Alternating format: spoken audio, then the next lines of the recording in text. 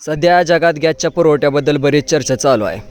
मध्य पूर्वेतील तणावामुळे गॅसच्या आयातीवर परिणाम होतोय आणि काही शहरांमध्ये व्यावसायिक गॅसचा तुटवडा जाणवू लागला आहे.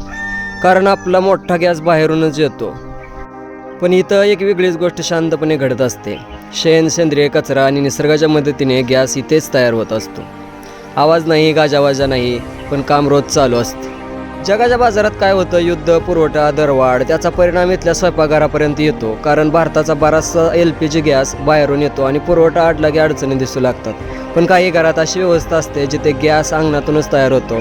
शेण, कचरा आणि निसर्ग या साध्या गोष्टी एकत्र आल्या की ऊर्जा तयार होते आणि साधी, स्वच्छ आणि रोजच्या जगण्याला उपयोगी पडणारी.